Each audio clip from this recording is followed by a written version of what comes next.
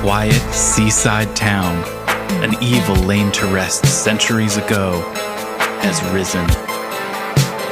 An abandoned fortress deep in the swamp holds a secret that could save the village or destroy it.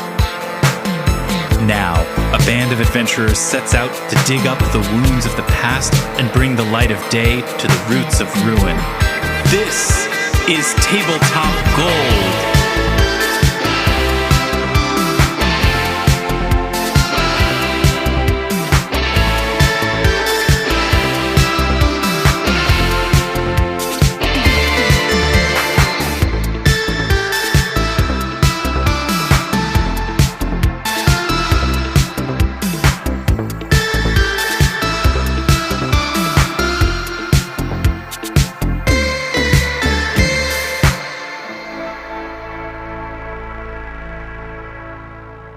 Hello, friends, and welcome to Tabletop Gold, episode 61.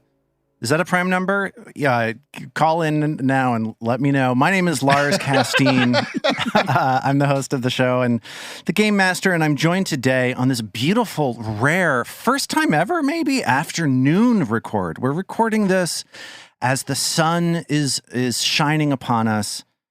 And it's going to be a great episode. I'm very excited for what's coming next, and I hope you are too, listener.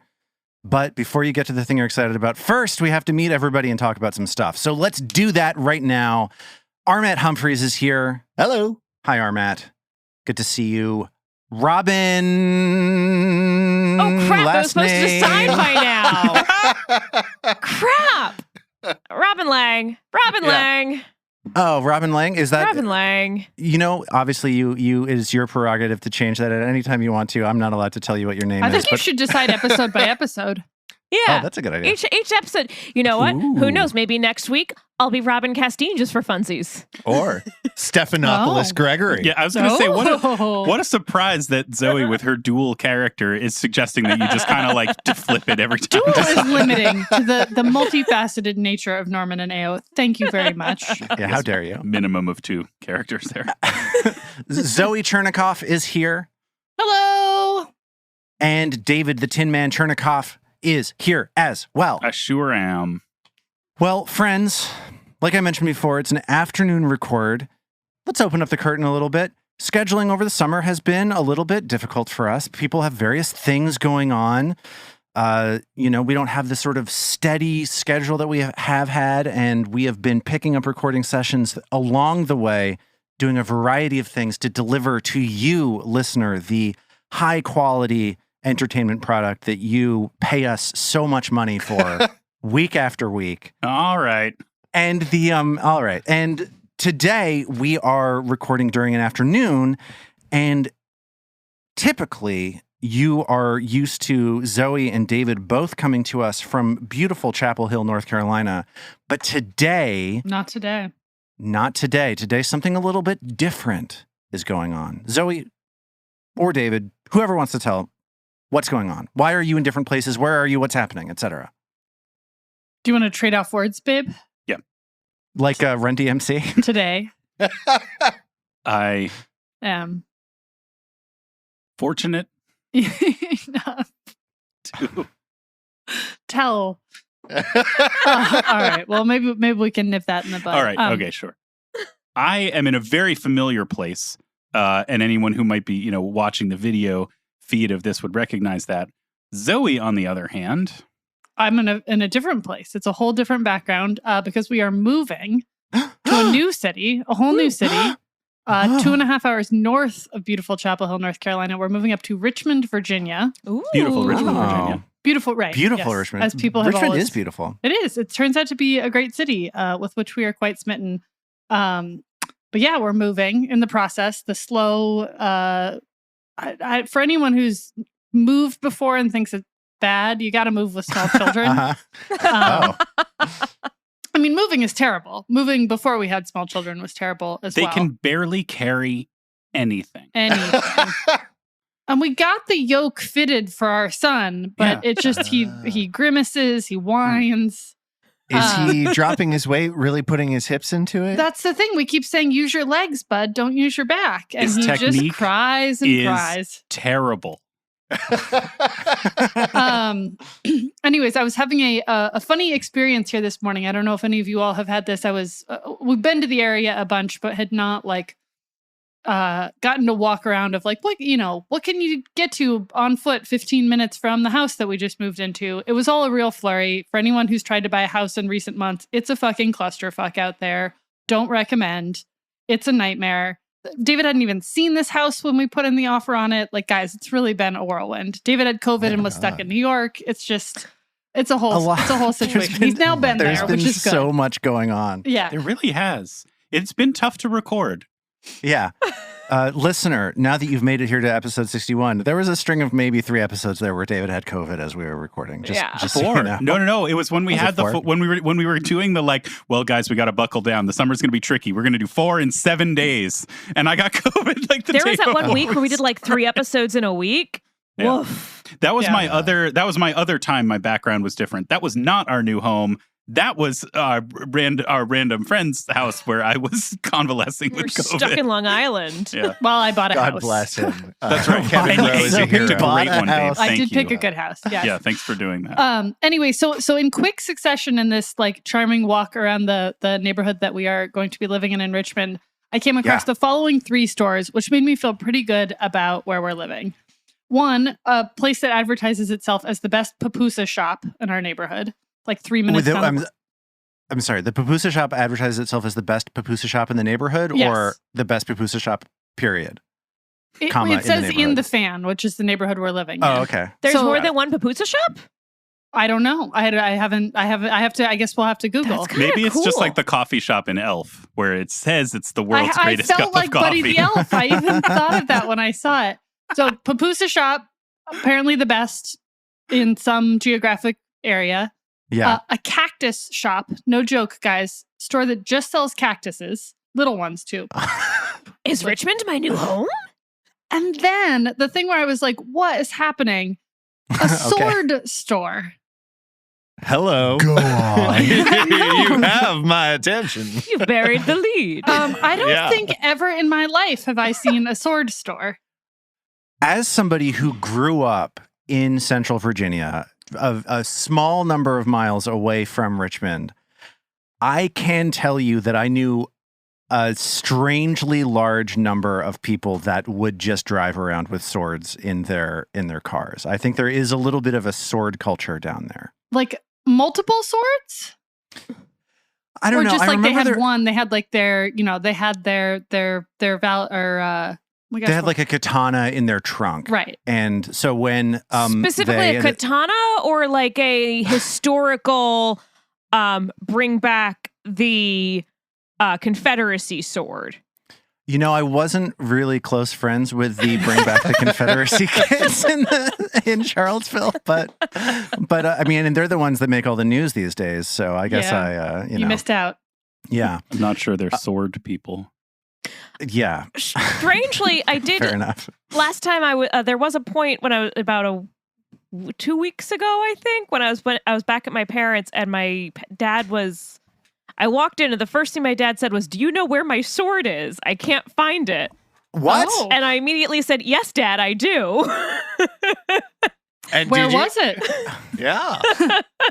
It was my great grandfather's sword from some honorary sword from when he was in, I think it might have been from the firefighters or from a military service, one of the two. I think it might have been military service. And I was like, oh yeah, I know exactly where that is. And dug around in his back office for 2 seconds and found exactly what piece of furniture had fallen behind. He's like, how did you know where it was? I'm like, I just seem to always know where the swords in my parents' house are. We have multiple, for years and multiple years, swords in my yes, parents' they're a house. person. In He kept it Connecticut. in his trunk like a normal person, right? Exactly, Right. yeah. So we could get to it and use it. Exactly. So Zoe, when you passed by the sword shop, Yeah. did you stop in to make an impression?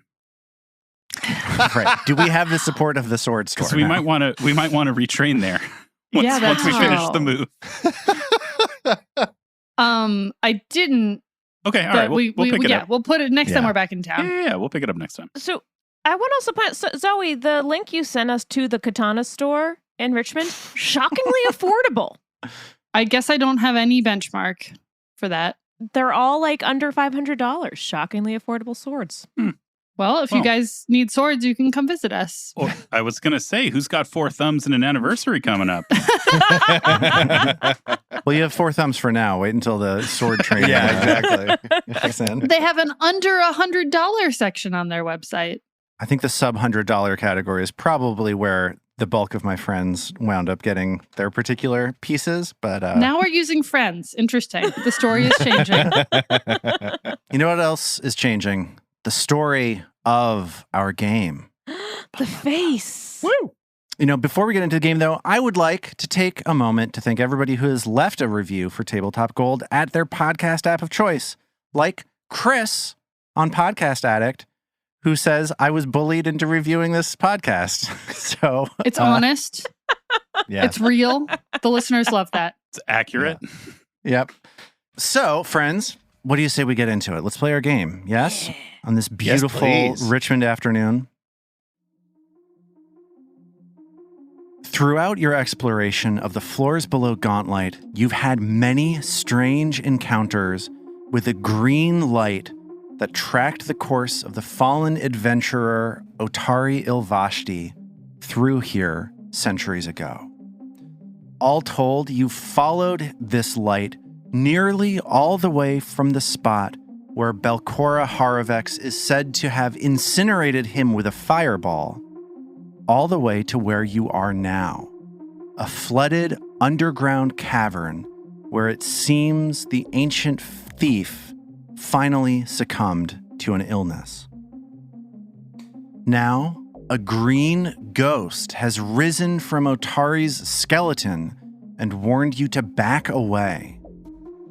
But before you're able to react, you have been set upon by a trio of disquieting, glowing shapes, crackling with electricity and sinister intent.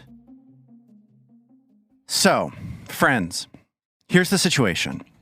You are on the western side of this flooded cavern, water about 3 feet deep, permeating the entirety of the floor. This cavern stretches to the east where you see this skeleton, and looming between the skeleton, the ghost rising up off of it, and yourselves, there are 3 glowing spheres. 2 of these glowing shapes look similar to the sparkling, erratic, electricity-laden wisps you've fought before. These are the ones that attacked Beffrey and the triplets on the ground floor well above you. But the 3rd of these forms looks more substantial. It's an orb with a fiery, angry glow about it. And as it's coming towards you, if you get a chance to look more closely at it, you swear that within this flickering, fiery ball, you occasionally see the shape of a grinning, leering skull within it. Don't like it. And with that, it is time to... Roll for initiative. Okay, how did everybody do on their initiative roll? Let's talk to Armat. Vadim did pretty good. He got a 23 on his initiative roll. One would imagine maybe as Vadim recognizes the face of Otari as the face from his dreams, maybe he would be off his game a little bit. But it seems as though he has maintained focus, even with this enormous revelation slamming him metaphorically, before these monsters slam him literally. Okay, Robin, how did you do? Well, Trill's gnome senses are tingling. Her witchlight follower senses are tingling. She hates wisps. And she rolled an 18 for a 29. Very good. Very quick. Nice. Zoe, how did old Norman do? Norman did all right. He rolled an 8 for a total of 19. and you're rolling stealth. I'll let you know now that one of these wisps is a little slower off the mark All right. than all Norman. right. So Norman's going to be able to catch one of these flat-footed. And how about Magdaruna Skullface Window Muncher, whatever Well- her name is? Magdaruna Skullface Window Muncher, I think, astonished at the reveal that this is Otari. Astounded. Gobsmacked. Hornswoggled. Boondoggled. Okay, sure. Moonstruck. Very good. Rolled a 2 for a 10. Oh, okay. That's not so great. Yeah, I mean, that's why I have so many superlative. Just really, she was not ready to fight. Wasn't ready. So here we are at the beginning of round 1. Here's the situation. This cavern sort of has two halves in it. The wisps that are floating towards you are sort of occupying the middle space of this cavern. The four of you are bunched up on the western side, and the small rocky outcropping coming out of the water that Otari is on is over towards the east. Otari continues moaning and wailing. He says, "No, beware, they will feed upon your fear." He shouts out and holds still, delaying his turn. Meaning that it is right now Trill's turn as these wisps that she knows something about are advancing upon her. First thing Trill's going to do, fairly obviously, is her lingering composition to get everyone ready to go.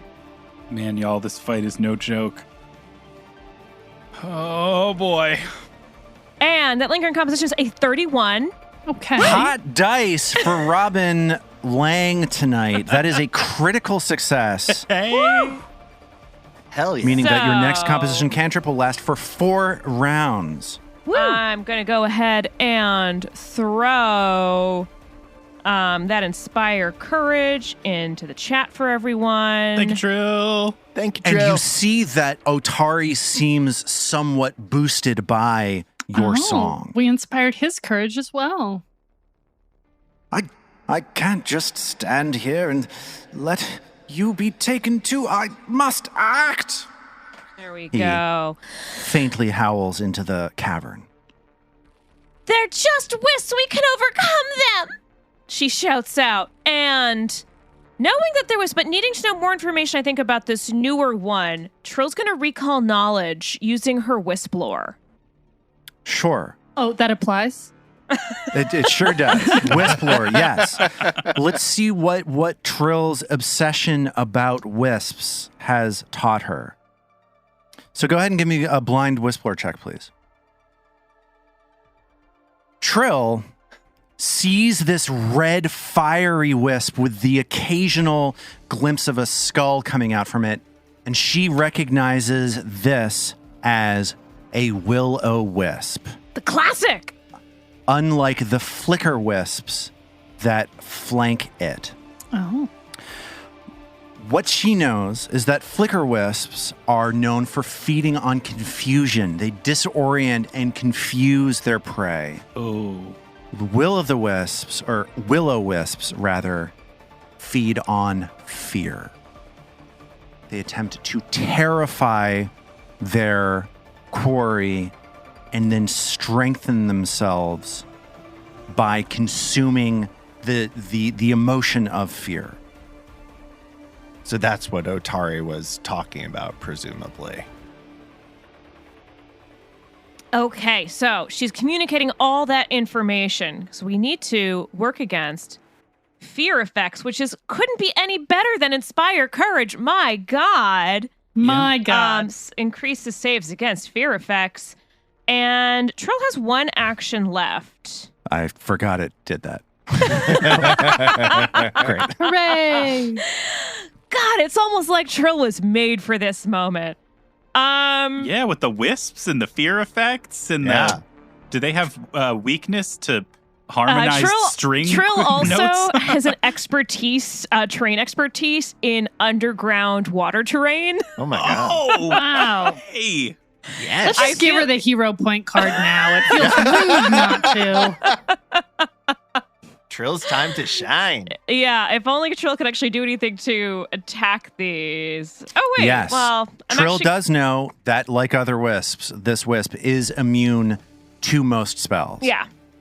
That's my one problem. I do have one spell that's good, but I don't want to waste a whole spell slot for a single attack on a magic missile. Because I feel like that's a waste Agreed. of a spell slot. Sure. So for Trill's last action, she's going to prepare to aid Nice. Vadim. Because Vadim's going to go next. So Trill's going to prepare to aid Vadim's attack with distraction with performance. Awesome. And as Trill prepares her lute strumming hand for Vadim's attack, the wisp to the immediate east of Vadim floats forward.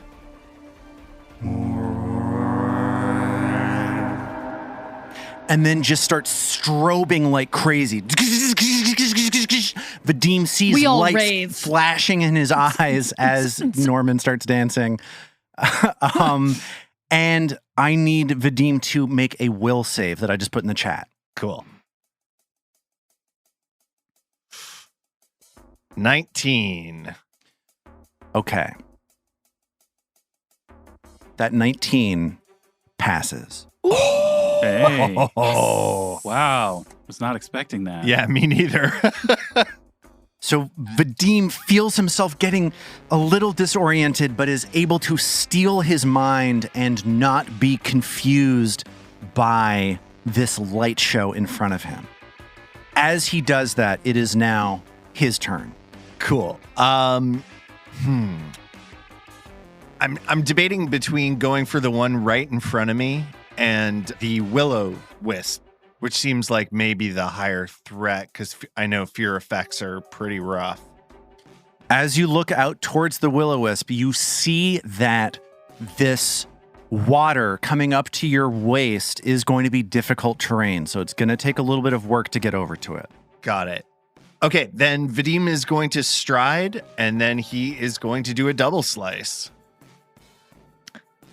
And Trill sees him doing that and tries to distract the will-o-wisp with some chords on her lute.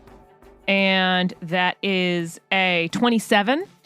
Which is a success, meaning that we're going to add 1 to Vadim's first attack here. Amazing. Thank you, Trill.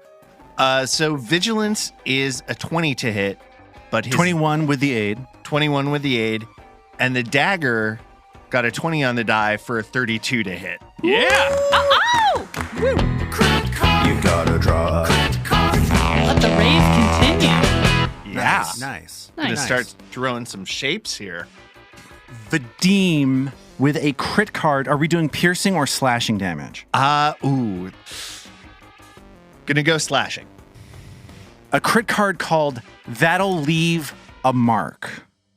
Just funny for something that's just light. It probably Right. won't. And I got bad news for you. Oh no, I chose poorly.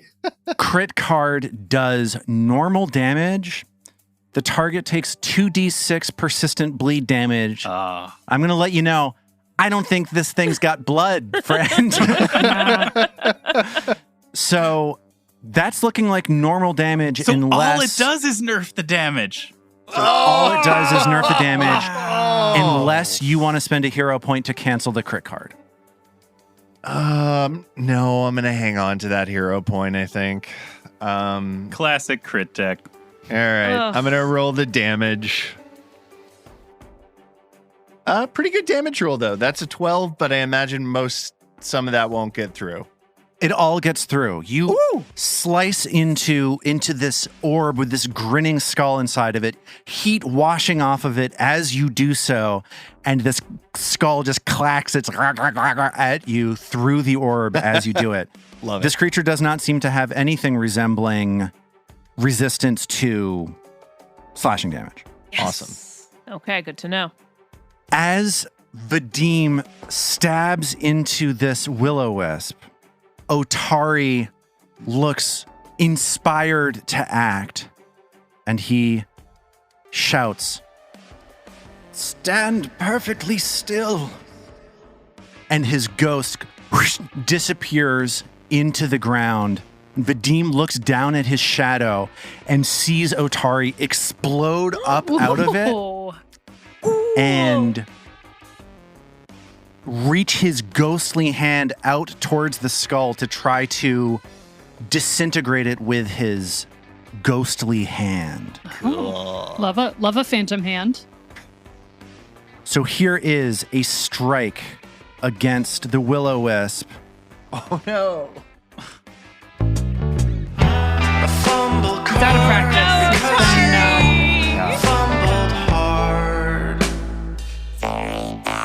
Talk about hornswoggled. This is a melee attack.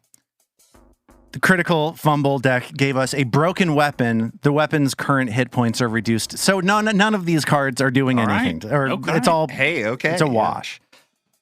Otari not using a weapon, no big deal. Otari then slinks back into Vadim's shadow and pops up again onto the island of rock. And Vadim feels as though he has been exposed to something horrible as Otari leaves his shadow. And I need Vadim to make this fortitude save. What? Wow. Oh, I don't feel so good. You got it, man. He said to stand still. 25 on the fortitude save.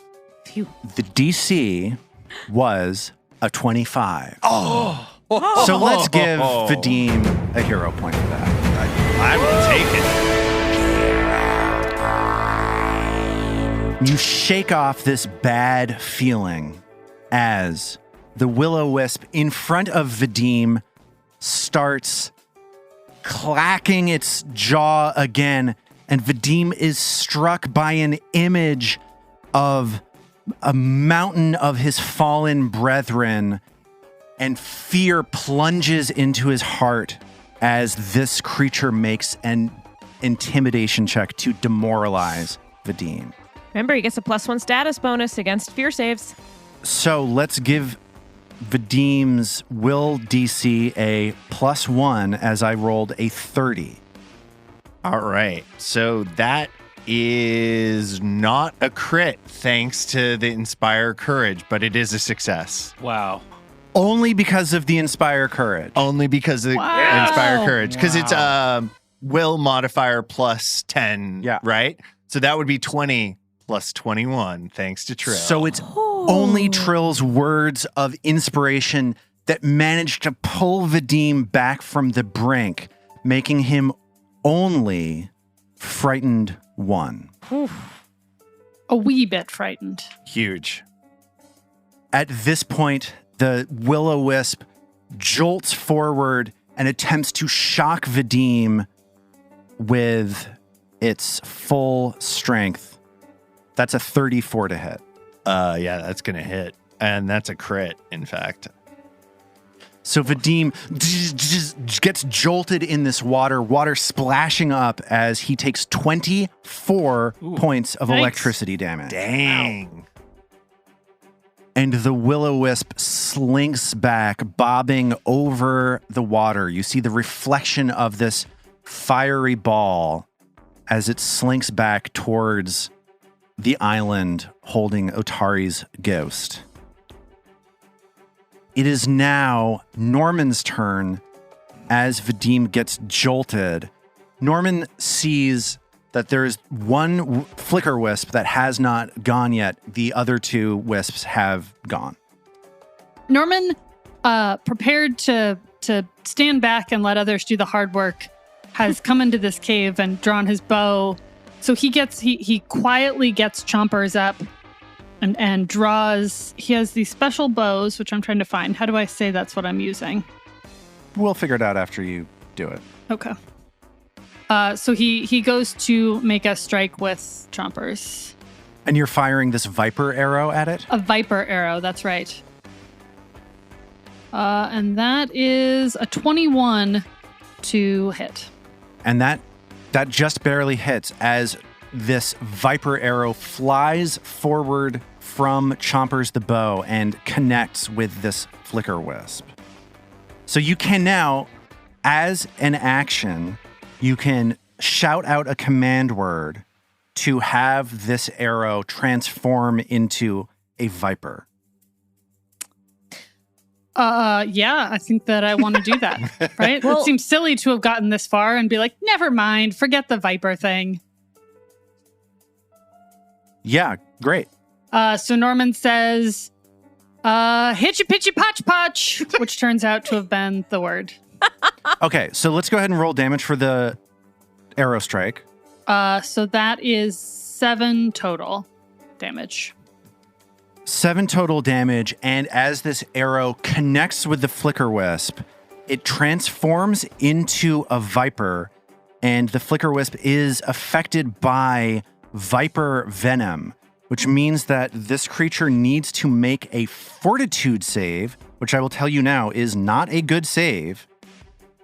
It succeeds with a 19, 13 on the die, meaning that the wisp avoids taking poison damage.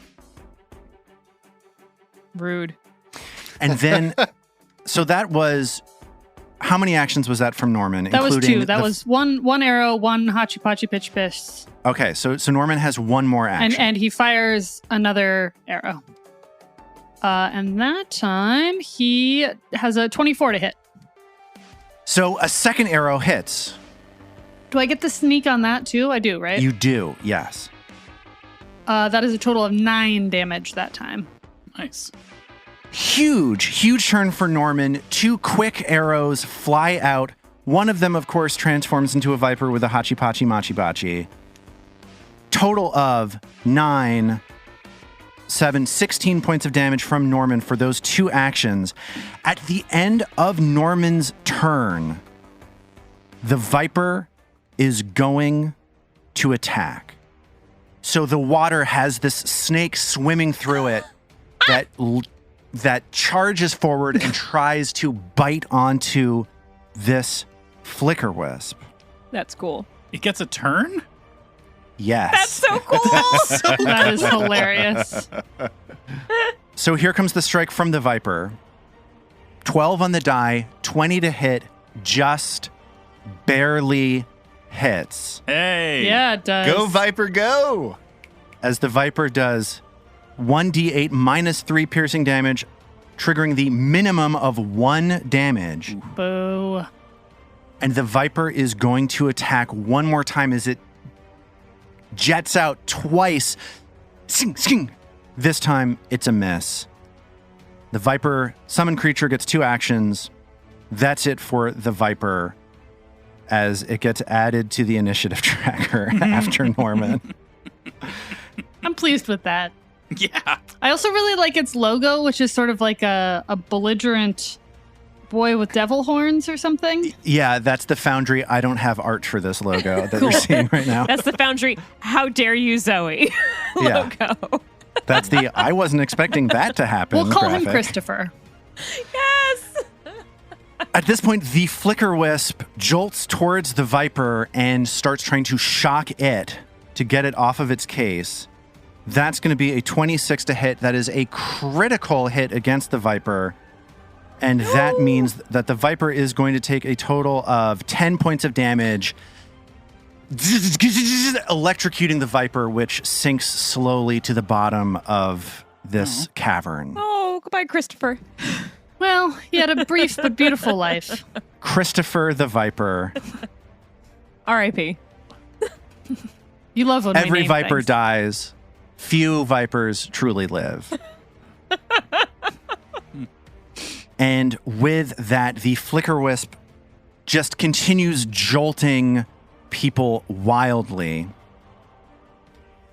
Vadim sees this arc of electricity surge out towards him.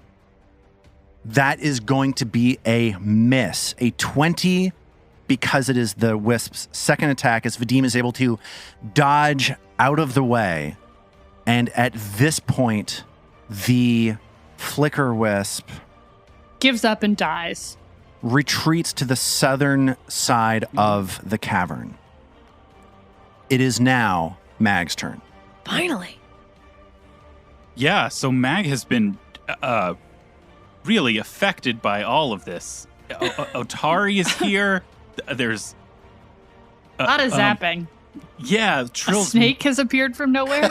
Trill's music is going. Things are zapping and flickering and flashing, and stuff is jumping out of shadows.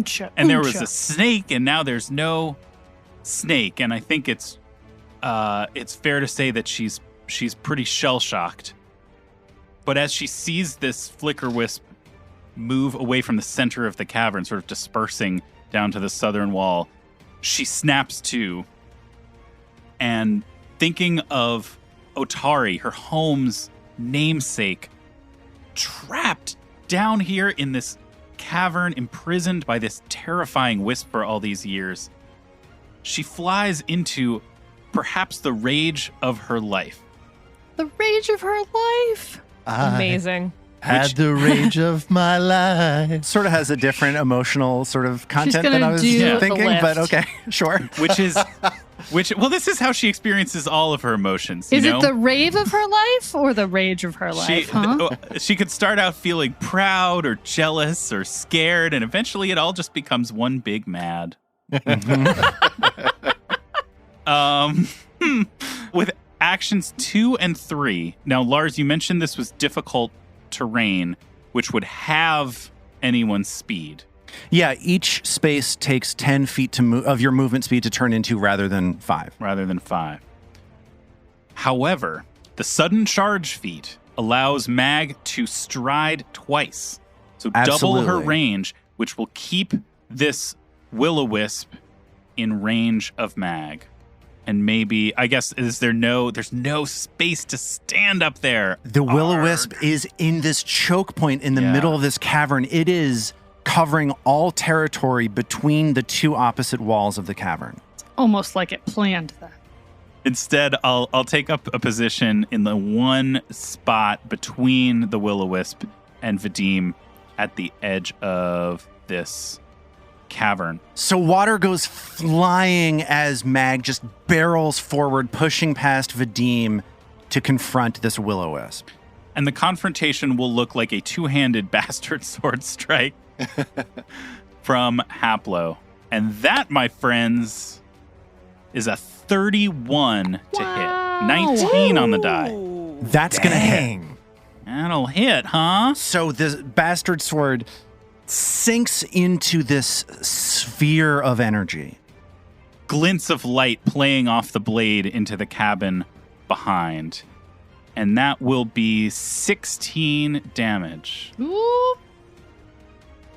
And all of that goes through as Mag carves a chunk out of the will-o-wisp. And as she does, she turns her torso, shining the light of the Wayfinder at the will-o-wisp in such a way as to create a shadow on the wall behind, should Otari choose to use the will-o-wisp's own shadow for his next attack. Oh my God, fire. Interesting. Just a thought.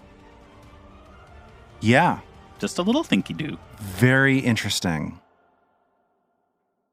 Otari shouts out, I can do that, but I have to target a different enemy then. It's complicated. Such a good communicator. It's the beginning of round 2. What a round 1, huh, guys? What a round 1. Epic. Huge round 1. Huge. Can I just say, I think I understand this game in a way that I didn't at the beginning of... No, really. Like, that whole round, I was just wanted to know what was going to happen. And I didn't feel like... I felt like if a bad thing happened, I was still completely into... Like, I didn't need it to turn out... I think I love this game. Okay, good. It's Woo! You guys, we need to record during the day more often. I mean, when you're not exhausted and worn out. It's possible there's a connection. No. And it only took 120 hours of playing it. Yeah, we only needed to get to episode 61.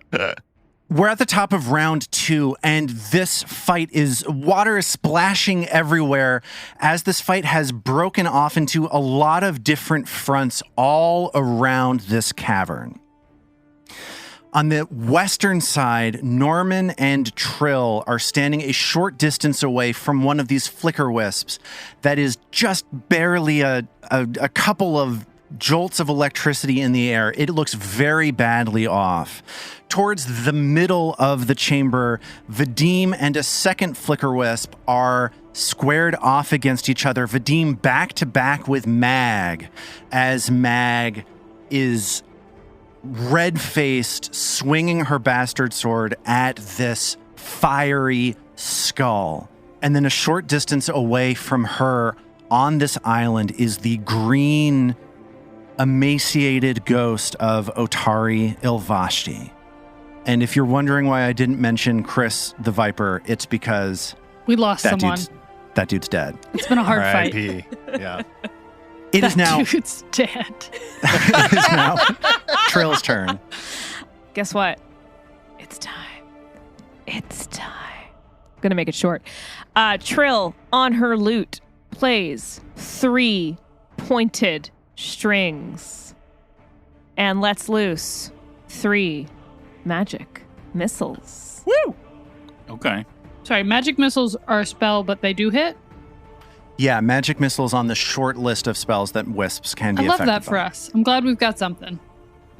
I'm imagining how nice it feels right now, Robin, to use a spell and have it be effective. Guys, what episode was it when I got my spell? Oh, when you got the 53. Yeah. It was 53. It has been 7 episodes since I have had a spell, and I have not been able to use it. Sorry. Because it was the same day, so it hadn't rebooted. Right. It's finally a new day, and now these fuckers don't take spell damage. Anyways, rant concluded. Robin, burn these suckers to toast. So, Robin, 3 notes ring out from the lute as 3 darts, magic missile darts, fly out. Where are they going? So they are going to all 3 of the wisps. Cool. Each wisp is getting a missile launched at it. Nice. Okay, Now- so the Nice. wisp nearest you, the one that looks nearly dead, how much damage to that one? So 3 damage is going to the one that's nearly dead. That magic missile dart connects with the last spark of this flicker wisp in midair, and it dissipates in a shower of faint yellow embers. Woo! Cool. 5 damage is going to the other flicker wisp. So that dart connects with the flicker wisp and seems to do some damage. And then 6 damage is going to the will-o-wisp. And that's a big chunk taken out of the will-o-wisp. These things do not have a lot of hit points. They are just agile, hard to hit, and resistant to magic. Huge turn from Trill. 1 flicker wisp down. The other injured, and the will-o-wisp near Mag definitely worse for wear. Because that will-o-wisp is kind of nasty. And I'd like it to die. Because Trill hates them. Yeah. And here's a reason why you might hate them, Trill. As you see Vadim again gets beset upon by this strobing, rolling light show, which is going to force him to make this will save that I just put into chat. And because he's frightened, his save is going to be 1 lower. Well, that is a 20 on the die for a 29. You're a 20 on the die for a 29. Okay, so that does nothing. Great, cool. On a critical success, you are immune to this flicker for 24 hours. So Awesome. enjoy that, I guess. Wow. In a fit of rage, this flicker wisp targets Vadim with shock as an arc of electricity reaches out towards Vadim. 18 roll. That's going to be a miss. And with that, it is Vadim's turn as he withstands the onslaught from this electrically charged orb. Cool. I think Vadim is actually going to say, Mag, take care of the will-o-wisp. I'm moving back to protect the back line. For a second, I thought he was going to say, I'm moving back to Oostwald. That's I'm it. I'm sick done of here. this. I'm cold. I'm wet. I'm over it. Pharasma is being really mean to me. I'm moving to Virginia with children. It's exhausting. They have a katana shop there. It's going to be really cool. Beautiful weapons. Just beautiful swords. Very affordable. He is going to stride back right in front of Norman, in front of the Flicker Wisp. Sloshing through the water as he does so. And then he's going to launch into a double slice to protect his friends. 24 with vigilance to hit the Flicker Wisp. And a 13 to hit the Flicker Wisp with the dagger. Vigilance catches some of this electricity in air and cuts through it like through a rubber band, but the dagger misses. Let's get a damage roll. Cool. Oh, that is 18 on the 18 damage with vigilance. Your guys' Max weapons do damage. so much more damage than mine. Your rapier may do more damage. Well, but then I'd have to get close to things. That's true. With that, like I said, the rubber band gets snapped, and this Flicker Wisp also explodes into a shower of yellow sparks that get extinguished by the water as it falls into it. That is another wisp down. Otari whispers to Mag faintly, "I'm sorry to do this. It seems like it's not what you want."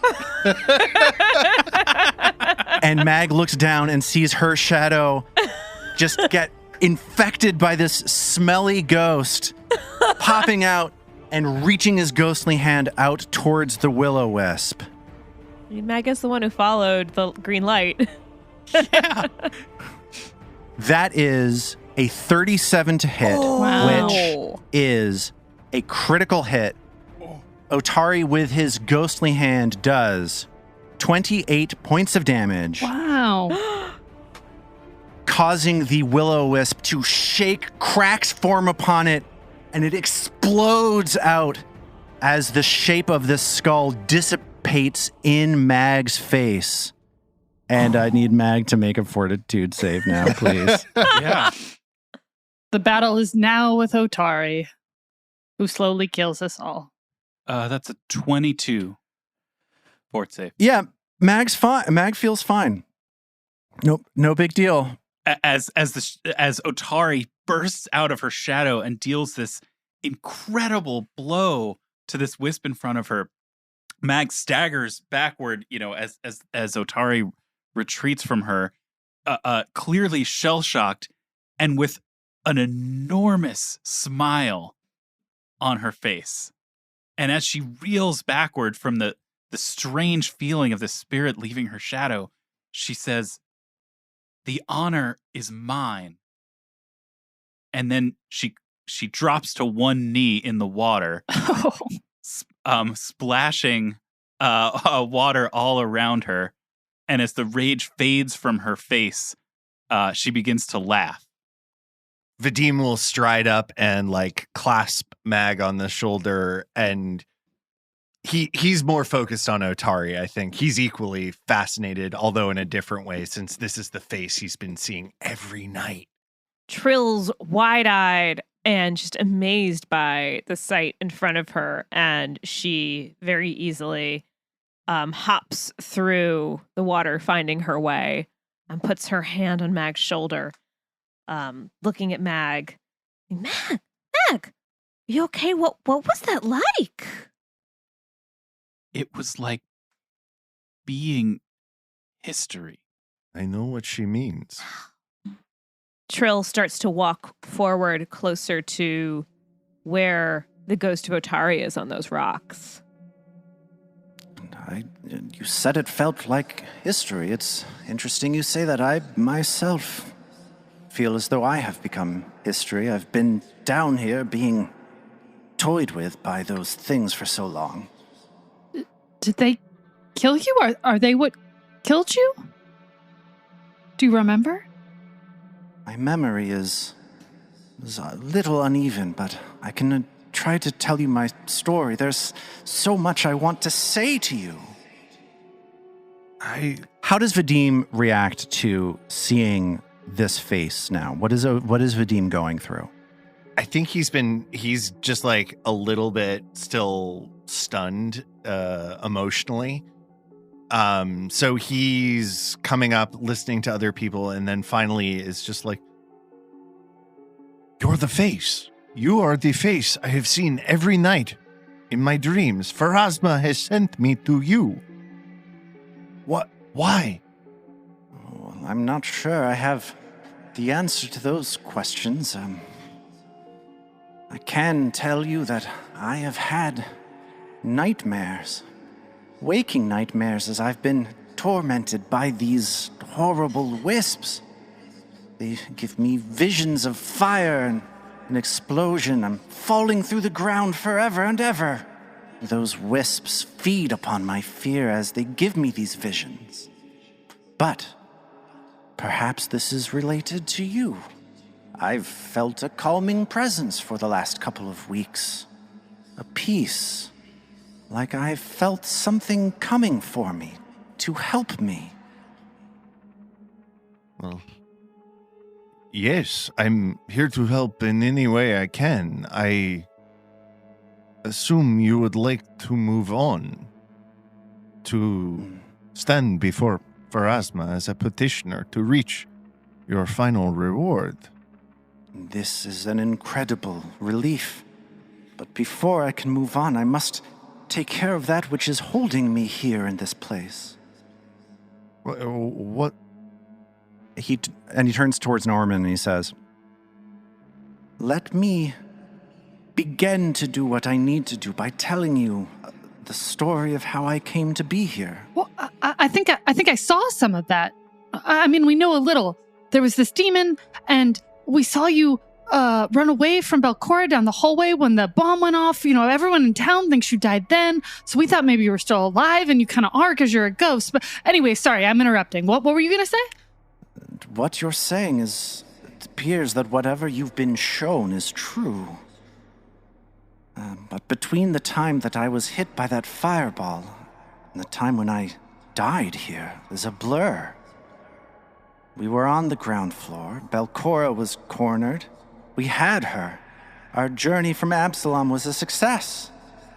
And the sorcerer who had attacked the city was left without options. And then the fire happened and the ground cracked open and I fell through it and I heard my bones break. But I had no time to consider that as I realized that my bones had broken upon a floor, that there was something below the lighthouse. Yeah, the second floor, obviously. Well, yes, but I didn't know that until you're holding me to too high a standard. Sorry. I do that. My memories are shrouded from me. I'm not certain of exactly what has transpired during this time, but I ran for safety and eventually found my way near here and found a terrible creature, an Otyug, they call it, a garbage eater. It made me sick with fever and addled my mind. And I remember in my final hours, my heart filling with dread as I realized there was no way out and that I would be taking knowledge of the true danger of Belcora's destructive weapon with me into death. What weapon is that? What knowledge is The that? light. He means the light. You mean the light, right? Yes, the gauntlet itself. It's much more than you know. What is it? Please, have patience with me. Before I move on, I must tell you. But I have so many compound questions to ask you. Stop asking This one is a multi-parter. And I need to interrupt before he finishes. No, Right. stop. I prefer the torment of those wisps to this line of questioning. Mag would like to aid Trill's question. Do you need a hug? Please, What's your yes. perfect Sunday? It's a newspaper and a bowl of ice cream. Well, that's pretty good. It's a good choice, yeah.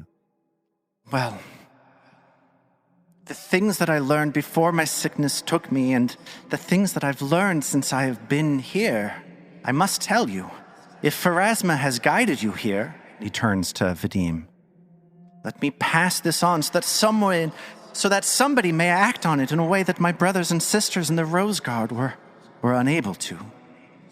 And he takes a seat, resting his incorporeal form on the island. Can we sit down too? It's actually kind of wet here. Please, yes, make yourself at home. I feel like Norman circles up for like circle time at a preschool. I thought you were going to say circles like a dog circles before he sits. Oh, well, yeah, maybe that too. Then crisscross applesauce. Trill gets in Mac's pouch. Vadim finds a conveniently located rock to perch upon. And he begins his story. We of the Rose Guard, the hunting lodge, the Rose Guard, we learned that the sorcerer Belcora held a horrible grudge against the city of Absalom. She wanted to use the lighthouse at the top of this place as a weapon against the city.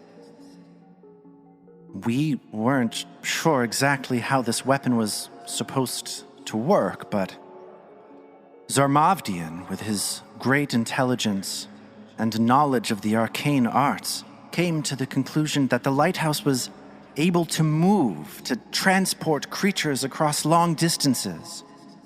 And Asefna realized that it could animate the dead with its light. But none of us knew that the lighthouse had a root that went down below the surface. I suppose that was my contribution, realizing that there was something below. Unfortunately, I died shortly after discovering that, so none of the others knew. He continues on. There are many, many ghosts and spectral undead and haunts here, like myself, for instance. I thought it was just a side effect of the way that lighthouse reanimated the dead. But I believe now, after the experiences I have had since my passing, that there is something deep below where we are now that is more ancient and evil than even the lighthouse. He looks at you purposefully. And Belcora has risen as a ghost. I sense her somewhere deep below here. But I also sense that she cannot move far from where she is. Something is anchoring her in place. But she is starting to move more and more by the week. Whatever it is that is anchoring her, it is growing weaker. You talked about that light, Gauntlight as it exists now. It is just being tested. The power it currently holds is a fraction of what it can do. And I can feel that Belcora is going to return Gauntlight to its full power and finally attack Absalom. I sacrificed my life to save my beautiful city, my hometown. Please, for me, you must put her to rest before she finishes her task and brings about the city's destruction. Will you please do that? We will, calls Of course. Mag into the cavern in a voice with strength that surprises even herself. An echo of her call reverberating across the cavern. And she takes out Haplo's sword. She draws the sword, even though there's no adversary, just in sort of a moment of inspired purpose. And then finding the sword in her hand with nothing to do, she just drives it point down into the water and repeats, "We will." And Norman quietly to himself goes, "We'll figure out how to control that light." And Vadim again puts his hand on Mag's shoulder and then draws vigilance and says, "This is why Pharasma has brought me here. My friend Mag is correct. We will stop this evil, and we will find this root you speak of, or I have to imagine that too is part of my purpose here." Of course we will. Trill says. eyebrows knit together very seriously. Well, I appreciate your resolve to do what I am asking of you, and I can sense in you a strength of purpose that is enough to put my spirit to rest. But there's one more thing I need to tell you. There's a presence somewhere on this floor. It is benign, and it is furious. I believe it to be a barrier, not far from here. And I can feel the rage that radiates from it. I am not sure, but I believe that this barrier is powered by the souls of Belcora's enemies, the ones she defeated in life. And now, in death, their spirits are blocking the way forward. I can hear them call out for vengeance against Belcora. And they know me. They know that I was of the party that finally struck her down. I believe that if you find something of significance for each of us, something representing the courage and intelligence and the heart of the four of us in the Rose Guard, the symbolic and psychic power of those objects will bring the barrier down. That's cryptic, Norman mutters to himself. He motions towards the bones of his corpse. Well, here's something less cryptic for you, you weirdo. On my remains, you will find my tools, lockpicks, and other mechanical devices that I use to outsmart and dismantle our enemies. That should suffice for an icon recalling my participation.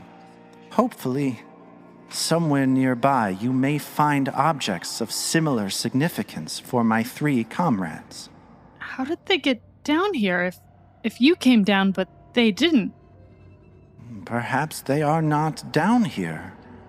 I don't know what happened of Zarmavdian, Asefna, or Vol after they struck Belcora down, but perhaps somebody does know.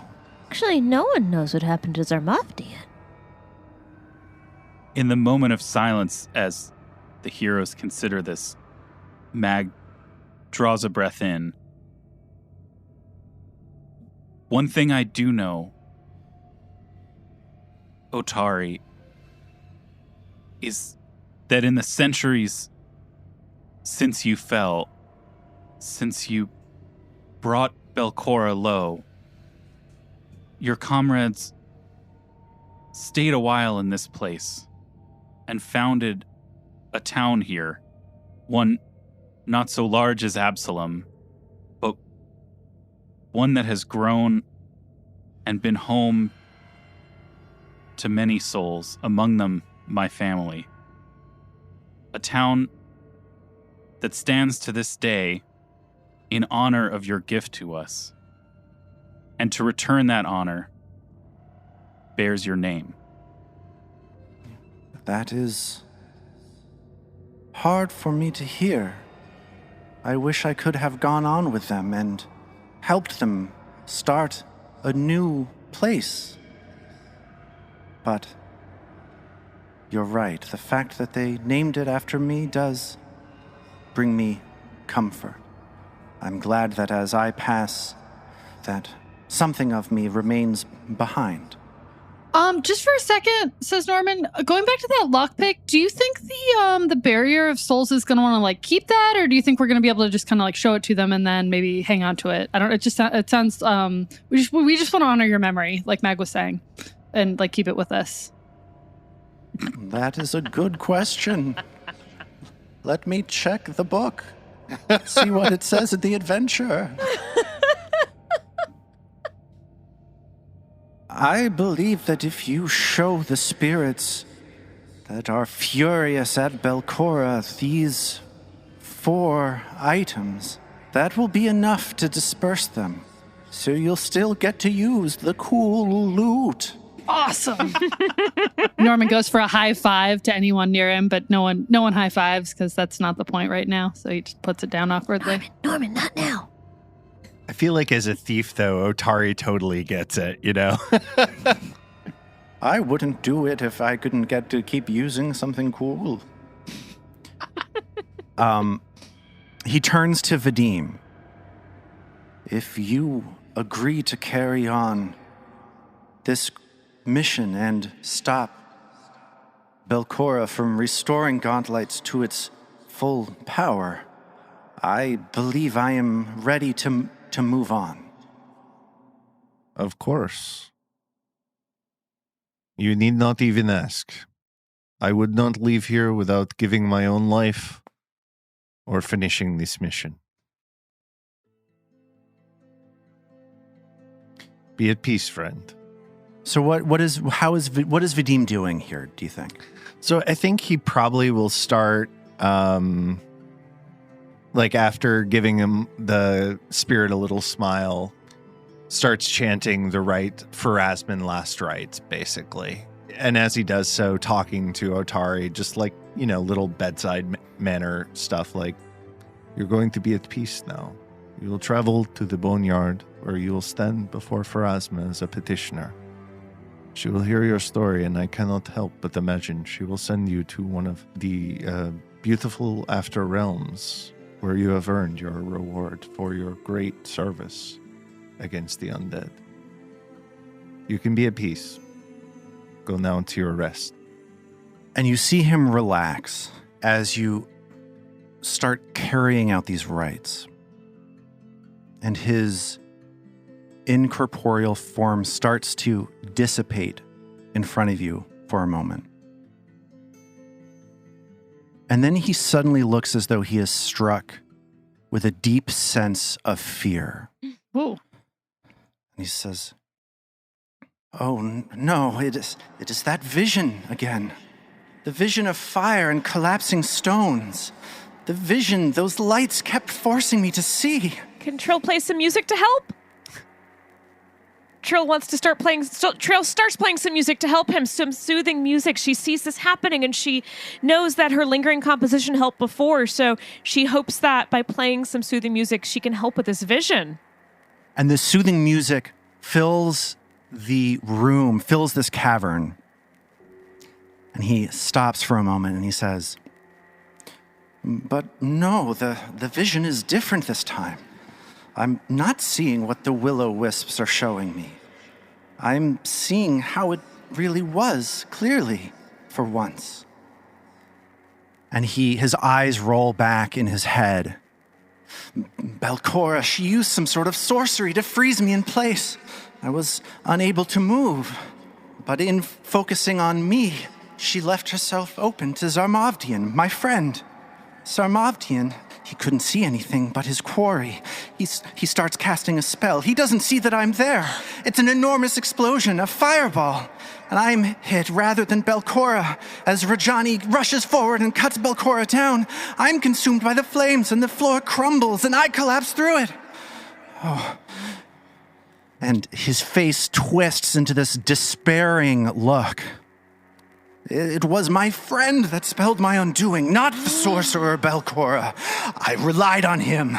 He should have seen that I was there. He never should have cast that spell. Surely he could see that I was standing there. That fool, he didn't care if he killed me with his magic.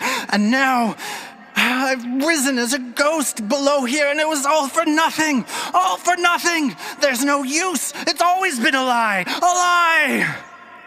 And as he's contorting and getting more and more upset, he slowly gets pulled down into the floor by 7 nearly invisible black tendrils wrapping around his form, interrupting Vadim's ritual. No! No! "Curse you, Zarmavdian! Betrayer! Villain! Liar! Betrayer!" Something is exerting influence on him. As he is pulled fully down through the floor by the tendrils. What? And the room falls silent once more as he disappears from your sight. Guess we're gonna keep needing to chase that green light. What? And we'll pick up from there next time. Why do the spellcasters always go bad? And everybody levels up to 5th level. We'll see you next week.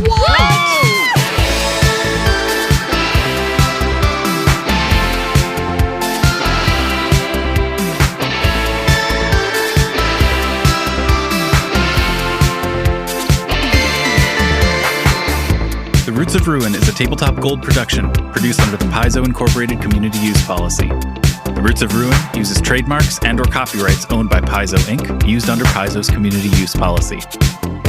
We are expressly prohibited from charging you to use or access this content. Paizo does not recognize, endorse, or sponsor this project in any way. Original characters and content are the property of Tabletop Gold.